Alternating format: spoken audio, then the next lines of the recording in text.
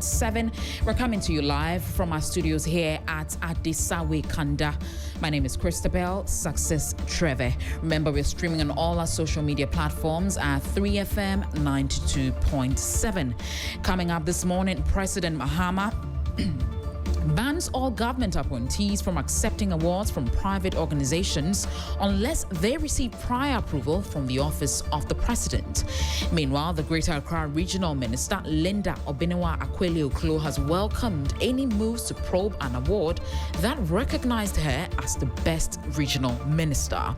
Also in this bulletin, the Ministry of Lands and Natural Resources submits a new mining bill seeking to transfer license approval powers to district committees. Devolving licensing to the districts and the municipalities is a good thing to do. If we are able to put a law around it and put a regulation around it, then we can deal with some of the risk that you talk about. And much later, 15 more buildings with varying degrees of structural integrity to be demolished in the coming days in the capital. We've got details of these and many more for you. Please stay with us.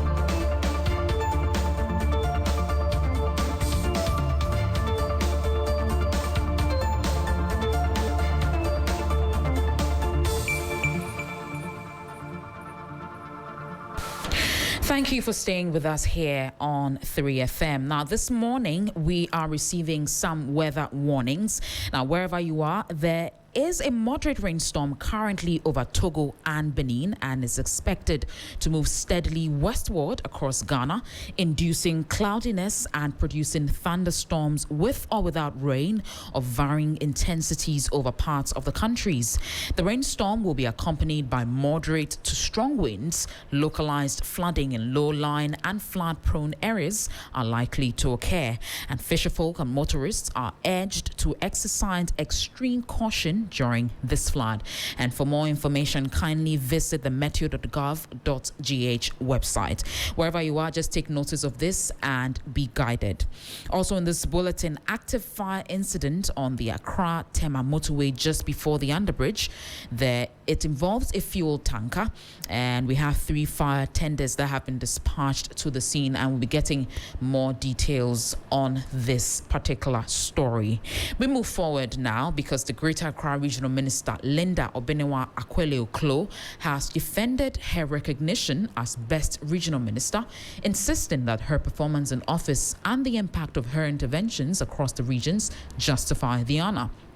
Her comments come at a time when awards presented to public officials by private organizations have come under intense scrutiny, prompting the presidency to issue a directive barring ministers, chief executive officers of state institutions, and other political appointees from accepting such honors without prior approval from the office of the president. Speaking in an interview with Asase Radio on Monday, June 8, Madam Oklo said the recognition reflected the work she had undertaking since assuming office and should serve as motivation to even do more. Take a listen to her. I think I've done a lot that I deserve that recognition. And so to God be the glory. Third, sanitation within Greater Accra region. I have tackled chieftaincy disputes within the Greater Accra region. I have tackled street lighting within the Greater Accra region. I have tackled boundary issues within the Greater Accra region. If I want to, break down, I'm not sure we'll leave the studio this morning. And so for me, I've done a lot. By the end, and even flooding within the Greater Accra. I tackled this way back before even we started experiencing this flooding in Greater Accra. And so issues about flooding I also tackled, knowing very well that some of the buildings at Ramsar site will have effect, when it rains. I went on and I did a lot of demolition. Hence, you could see that I keep on saying I have a lot of people that hate me because of this demolition exercise. Now, she has welcomed any moves to probe the awards after the public outcry around the awards. Why not? I'm speaking for myself, like I said. Okay. This is about my 45th award that I've received so far when I became an MP, a regional minister. Okay. And so all the awards that I've received so far, I never paid a penny. And so I'm even surprised that they said Some people were asked to pay, and so they should prove. I mean, some of the awards, what I know is that people write for sponsorship. Yes. For you to sponsor them. I mean, it's not mandatory. If you feel that you want to sponsor, why not? That was the Greater Accra Regional Minister, Linda Obiniwa Akweli Oklo. Meanwhile, President John Dramani Mahama has directed all ministers of state, chief executive officers of state institutions, and other political appointees to refrain from accepting awards from private organizations unless they receive prior approval from the office of the president. The directive was issued on Monday, June 8. It forms part of efforts by the presidency to safeguard the integrity of public service and discourage what it describes as the growing trend of public officials seeking recognition from organizations with questionable credibility. Take a listen to governance expert Dr. Frederick Odro. He's saying that the directive from the president should be followed by sanctions, including dismissals. And I am praying that after this directive from the presidency should go ahead to monitor the space and ensure that people will not stop at this and then wait for a little while when they think all attention has been lost and they start doing it again. That was governance expert Dr. Frederick Odro. Now, 15 more buildings with varying degrees of structural integrity will be demolished in the coming days in the capital, Accra. One out of a total of 16 buildings earmarked for demolition has been demolished, and the Korle Klottey Municipal Assembly says occupants of the dilapidated 4-story building had defied eviction notices until portions of the facility collapsed following Sunday's downpour. Here's George Quainan's reports. The Korle Klottey Municipal Assembly, Kokma, on Monday, June 8, moved in to demolish the dilapidated structure after several failed attempts to eject its occupants. The impact of Sunday's downpour compelled the occupants to move out after portions of the building collapsed. The National Disaster Management Organization, NADMO, says 50 more of such buildings will be demolished in the coming days. From here, we'll continue with the others that are not safe for people to occupy. What do you mean others? Yeah. Yes, in Accra. 15. Yes, we have about 6 at Wejagbari that we have earmarked. So from after this one, we'll move to Wejagbari and then we'll start to do all those things. And all these structures were being occupied by tenants. Unfortunately, the landlords do not live there.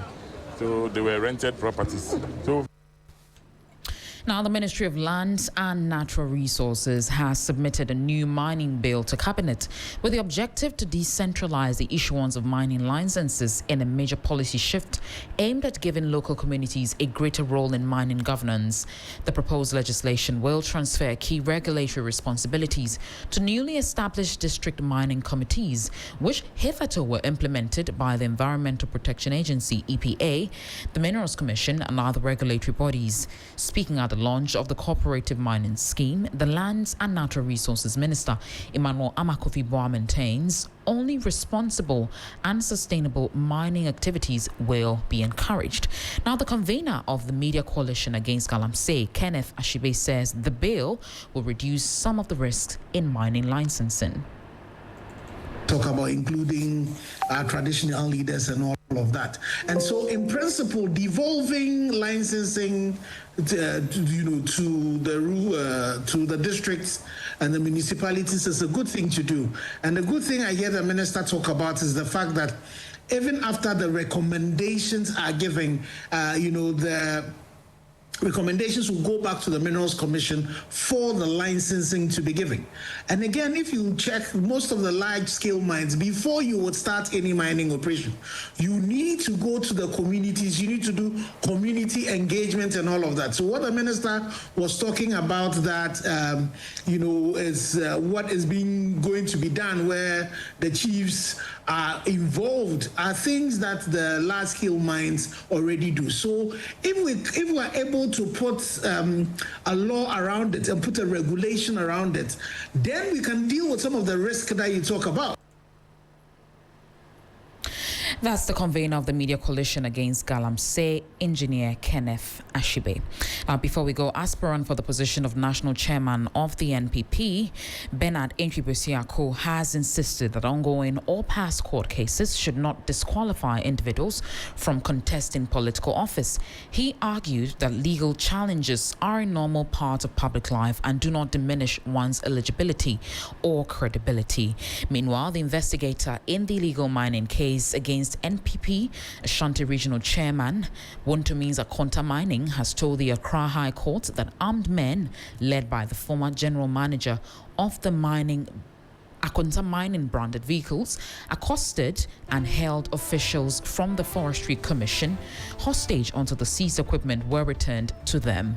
The investigator is the prosecution's second witness in the illegal mining case against Akonta Mining, Wontumi, and 2 others. And that'll be it for the morning news on 3FM 92.7. Please log on to our website, 3news.com, for more stories and updates. My name is Christabel Success Trevor. Business is up next on Sunrise.